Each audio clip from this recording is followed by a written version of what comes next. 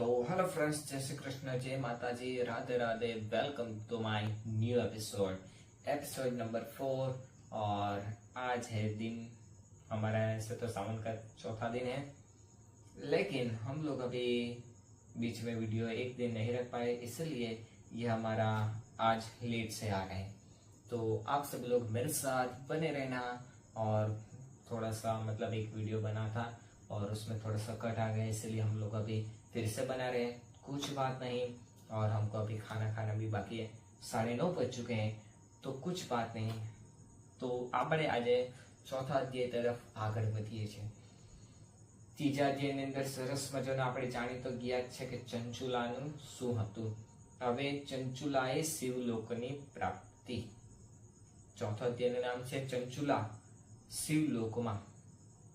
ચંચુલા શિવલોકમાં સરસ મજાનું ફળ આપે છે અને તેના તરફ આપણે આગળ વધીએ છીએ। બ્રાહ્મણો વાચ, બ્રાહ્મણ બોલ્યા, હે ચંચુલા, તારા સદભાગ્યની વાત એ છે કે શિવ મહાપુરાણની ઉત્તમ વૈરાગ્યવાળી કથા સાંભળી તું સમયસર સભાન થઈ છે। તું હવે ભય રાખ્યા વિના ભગવાન શિવને શરણે જા, તેમની કૃપાથી તારા સઘળા પાપોનો ક્ષય થશે। આ શ્રવણ કરવાથી ચંચુલાનું ચિત્ત શુદ્ધ થયું। સદગુરુની કૃપાથી તેનું મન શુદ્ધ થવાથી અને ભગવાન શિવની કૃપાથી એના હૃદયમાં શિવના સ્વરૂપનું ચિંતન થવા લાગ્યું। તે હવે શિવની ચિદાનંદમય ચિદાનંદમય સ્વરૂપનું વારંવાર ધ્યાન કરવા લાગી।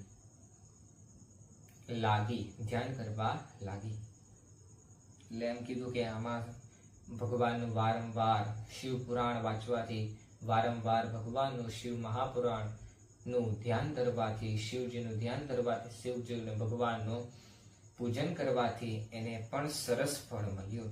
ચિદાનંદમય સ્વરૂપ વારંવાર ધ્યાન કરવા લાગી।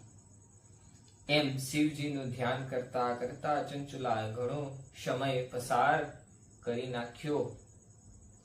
પછી અંત સમય આવતા ભક્તિ, જ્ઞાન અને વૈરાગ્યથી યુક્ત થયેલી ચંચુલાએ પોતાના પ્રાણ છોડ્યા।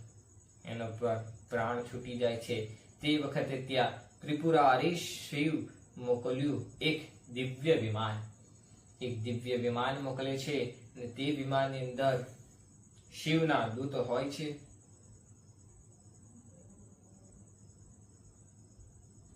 શિવગણોથી યુક્ત અને અનેક પ્રકારના સજાવટથી એ વિમાન મોકલેલું હોય છે, જેના સર્વ પાપો શિવ કથા સાંભળવાથી નાશ પામ્યા હતા।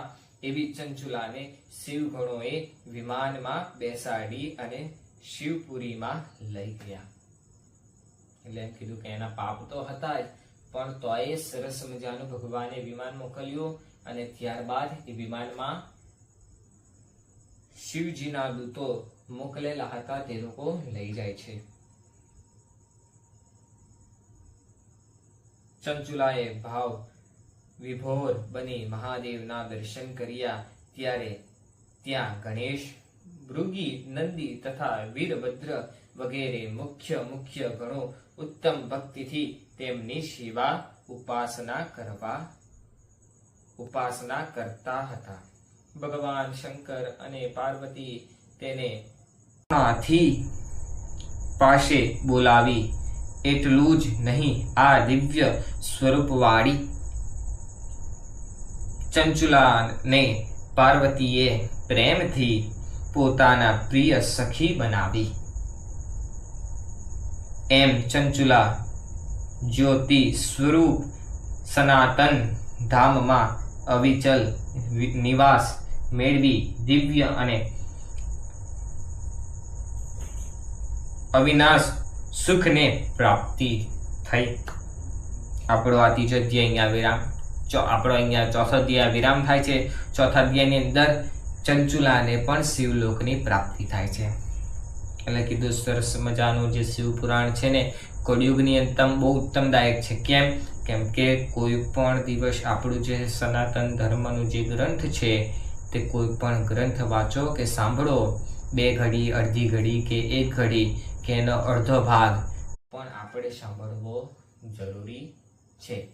તેથી કરીને આપણે તમારા માટે આ લાવ્યા છે અને તે લાવવાથી સરસ મજાનું તમને ફળ મળે એવી શ્રાવણ માસમાં ચોથા દિવસ મહાદેવજીને કૃપા કરીએ છીએ કે આ સરસ મજાનું જે કોઈ પણ લોકો જોયું છે તેના ઘર પરિવારને કૃપા અને ઘર પરિવારને સરસ ફળ આપે એવી અમારી મનોકામના છે. ઈશાન શાસ્ત્રી સાથે આપ સૌનું દિલથી વંદન કરે છે. तो મળીએ આપણે थोड़ी बार પછી. तो मिलते हैं आप सब लोग को थोड़ी देर के बाद. तो मेरे साथ बने रहना. तो मिलते हैं नेक्स्ट डे. जय श्री कृष्ण, जय माता दी, राधे राधे. Bye friends.